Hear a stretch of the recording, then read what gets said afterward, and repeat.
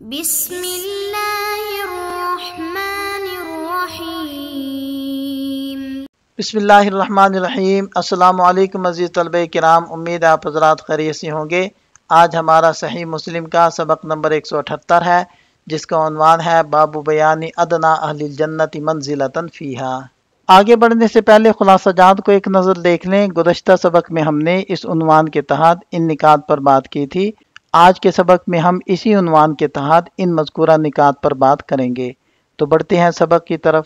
وبی قال وحدثنا محمد بن مسنى ومحمد بن بشار قال حدثنا ابن ابي عدي عن سعيد عن قتادة عن انس رضي الله عنه قال قال رسول الله صلى الله عليه وسلم يجتمع المؤمنون يوم القيامة فيهتمون بذلك او يلهمون ذلك بمثل حديث ابي عمانة وقال في الحديث ثم آتيه الرابعة او اعود الرابعة فاقول يا ربي ما بقي الا من حبسه القرآن۔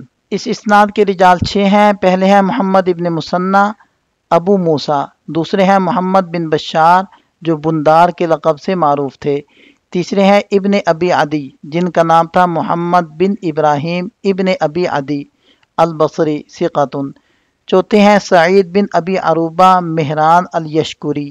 بقیہ 2 حضرات کا تذکرہ سابقہ سند میں ہو چکا ہے۔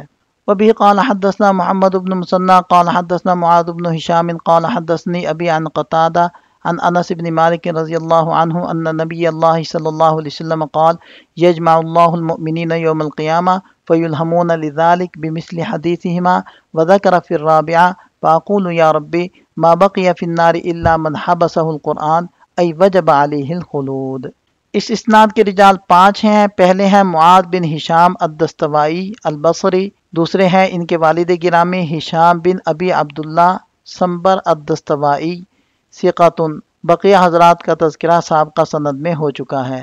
وبه قال حدثنا محمد بن منہال الضریر قال حدثنا یزید بن زریع قال حدثنا سعید بن ابی عروبہ وہشام صاحب الدستوائی عن قتادہ عن انس بن مالک رضی اللہ عنہ قال قال رسول اللہ صلی اللہ علیہ وسلم قال وحدثني ابو غسان المسمعي ومحمد بن مسنى قال حدثنا معاذ وهو ابن هشام قال حدثنا ابي عن قتادة قال حدثنا انس بن مالك رضي الله عنه ان النبي صلى الله عليه وسلم قال يخرج من النار من قال لا اله الا الله وكان في قلبه من الخير ما يزن شعيرا ثم يخرج من النار من قال لا اله الا الله وكان في قلبه من الخير ما يزن برا ثم يخرج من النار من قال لا اله الا الله وكان في قلبه من الخير ما يزن ذرة۔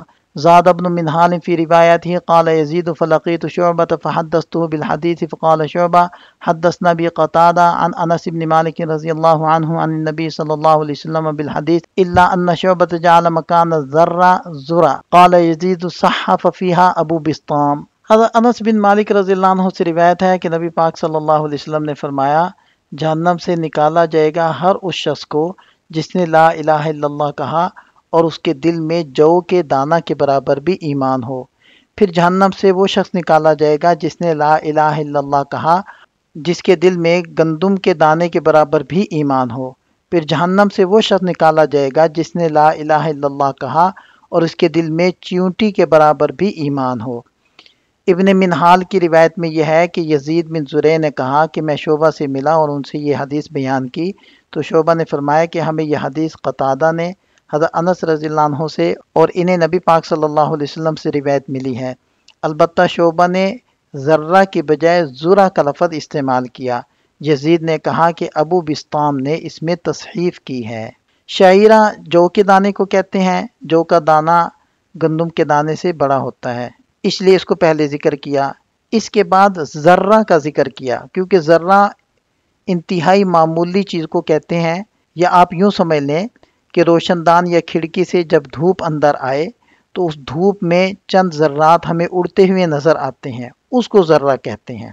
لیکن ایک راوی نے اس ذال پر پیش پڑا ہے ذرہ، جو مکئی کے دانے کو کہتے ہیں۔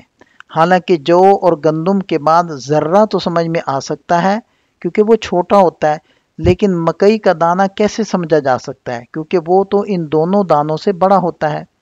اس لیے شیخ یزید نے کہا کہ ابو بسطام نے یہ تصحیف کی ہے۔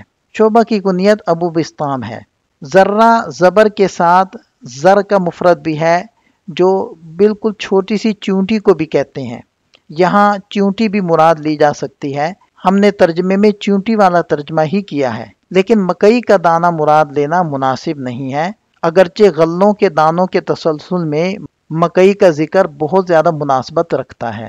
اس اسناد کے رجال 7 ہیں۔ پہلے ہے محمد بن منہال الضریر التمیمی ثقۃ حافظ، دوسرے ہیں یزید بن زریع ابی معاویہ البصری ثقۃ ثبت، تیسرے ہیں ابو غسان المسمعی جن کا نام ہے مالک بن عبد الواحد البصری ثقۃ، بقیہ حضرات کا تذکرہ صاحب کا سند میں ہو چکا ہے۔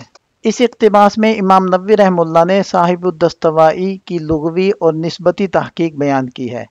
لفظ الدستوائی کا درست ضبط دال مفتوح سین ساکن اور اس کے بعد تائے مفتوح ہے۔ یہ نسبت دستوا نامی علاقے کی طرف ہے جو اہواز کے اطراف میں واقع ہے، جہاں سے کپڑے آتے تھے، اور ہشام ان کپڑوں کی تجارت کرتے تھے، اس لیے انہیں ہشام الدستوائی یا صاحب الدستوائی کہا جاتا ہے۔ یہ حدیث متفق علیہ ہے، اور دیگر ائمہ حدیث نے بھی اس حدیث کو اپنی اپنی کتابوں کے اندر ذکر کیا ہے، جس کی تفصیلات یہاں موجود ہیں۔ اس اقتباس میں ایمان، گناہ اور نجات کے متعلق چند اہم عقائدی فوائد بیان کیے گئے ہیں۔ پہلا فائدہ یہ ہے کہ حدیث میں بعض لوگوں کے ایمان کو شعیرہ کے وزن کے برابر قرار دیا گیا ہے، جس سے ثابت ہوتا ہے کہ ایمان بڑھتا اور گھٹتا ہے۔ امام بخاری رحمہ اللہ نے بھی اس کو باب زیادت الایمان و نقصان ہی کے تحت ذکر کیا ہے۔ اس نقطے کے اوپر ہم اس سے پہلے بھی مختلف احادیث کے تحت گفتگو کر چکے ہیں کہ اہل سنت والجماعت جمہور کے نزدیک ایمان کے کم اور زیادہ ہونے کا مطلب ہوتا ہے اس کے ثمرات، اس کے اثرات، اس کی روشنی کا کم اور زیادہ ہونا۔ نفس ایمان کم اور زیادہ نہیں ہوتا۔ دوسرا فائدہ یہ ہے کہ جو موحد کبیرہ گناہ کا مرتکب ہو وہ اس گناہ سے کافر نہیں ہوتا اور نہ ہمیشہ کے لیے جہنم میں رہتا ہے۔ تیسرا فائدہ، بعض گنہگار موحدین کو ان کے اعمال کی وجہ سے جہنم میں داخل کیا جائے گا، لیکن وہ جہنم میں ہمیشہ نہیں رہیں گے۔ چوتھا فائدہ، صرف دل سے معرفت کافی نہیں، اور نہ ہی صرف زبان سے شہادتین کے اقرار بغیر دل کے اعتقاد کے کافی ہے، بلکہ ایمان کے لیے دل کا یقین اور زبان کا اقرار دونوں چیزیں ضروری ہیں۔ یہ ان احادیث سے حاصل ہونے والے چند فوائد ہیں۔ یہاں ہمارا سبق مکمل ہو جاتا ہے۔ ایک نظر خلاصے کو دیکھ لیں۔ یہ سبق سے متعلق چند سوالات ہیں، ان کے جواب تحریر کریں۔ ملتے ہیں نئے سبق کے ساتھ۔ اللہ تعالیٰ ہم سب کا حامی و ناصر ہو۔ دعا میں یاد رکھیے گا۔ السلام علیکم۔